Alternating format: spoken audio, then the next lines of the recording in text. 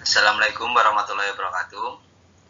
Kami dari kelompok 6 ingin mempresentasikan permintaan uang, teori moneter klasik dan teori moneter Keynes. Sebelumnya, perkenalkan kelompok kami, kelompok 6, beranggotakan Marsha Distia Maharani, saya sendiri, Khalifatul Sultan Hadi, dan Flora Risa Rahmawati. Teori moneter klasik, teori kuantitas mengenai uang. The Quantity Theory of Money adalah teori mengenai permintaan dan penawaran uang, serta interaksi antara keduanya. Teori ini menjelaskan hubungan antara penawaran uang, jumlah uang yang beredar, dengan nilai uang atau tingkat harga. Hubungan antara kedua variabel tersebut dijabarkan dalam konsepsi atau teori. Mereka mengenai permintaan akan uang, perubahan jumlah uang yang beredar atau penawaran uang berinteraksi dengan permintaan akan uang, dan selanjutnya akan menentukan nilai uang atau harga. 1. Irving Fisher. Teori kuantitas uang yang populer dikemukakan oleh Irving Fisher dalam buku The Purchasing Power of Money, New York 1911. Fisher mengemukakan bahwa untuk mengetahui hubungan antara jumlah uang yang beredar dengan tingkat harga umum yang berkaitan dengan daya beli uang dapat dilihat dalam bentuk formula sebagai berikut. Rumus dari teori moneter klasik yaitu money dikali transaction velocity of circulation sama dengan price dikali volume of trade.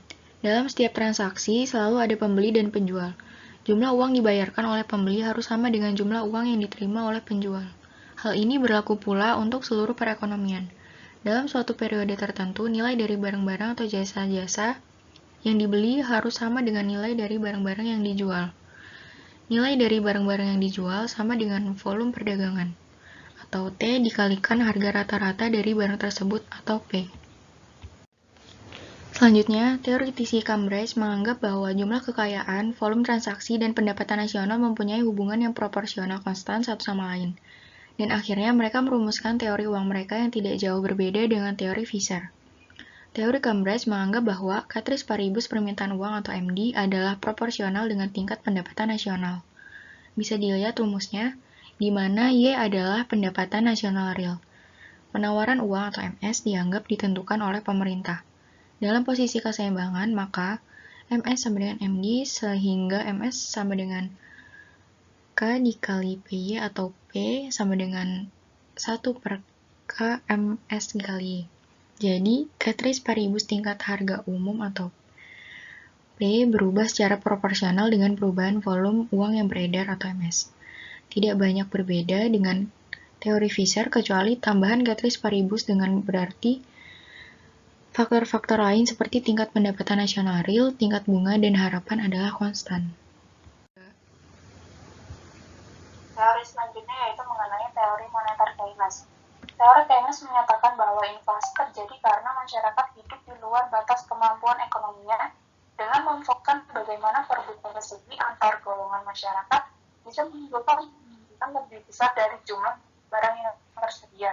Dasar pemikiran model inflasi dari Keynes adalah bahwa inflasi terjadi karena masyarakat ingin hidup di luar batas kemampuan ekonomisnya, sehingga menyebabkan permintaan efektif masyarakat ada barang-barang atau permintaan agregat melebihi jumlah barang-barang yang tersedia. Akibatnya akan terjadi inflationary gap. Teori permintaan uang Keynes merupakan bagian dari teori ekonomi makronya dalam buku The General Theory of Employment, Interest, and Money. Secara umum, teori ini berbeda dengan teori moneter klasik, di mana fungsi uang juga sebagai store of value atau penyimpan nilai, dan bukan hanya sebagai means of exchange atau alat tukar atau transaksi. Teori ini kemudian dikenal dengan teori liquidity preference. Keynes menyatakan bahwa motif seseorang memegang uang tunai atau liquidity preference karena didorong oleh 3 motif, yaitu sebagai berikut. Yang pertama yaitu motif transaksi. Permintaan uang untuk tujuan transaksi tidak merupakan suatu proporsi yang selalu konstan, tetapi dipengaruhi pula oleh tinggi rendahnya tingkat bunga seperti dalam teori Cambridge. Seseorang memegang uang tunai karena menurutnya dengan memegang uang tunai, segala urusan yang berhubungan dengan transaksi jual beli barang dalam rangka pemenuhan kebutuhan sehari-hari akan menjadi lancar. Semakin tinggi pendapatan seseorang, maka semakin tinggi pula besar pengeluaran untuk kebutuhan transaksinya. Motif yang kedua yaitu motif berjaga-jaga.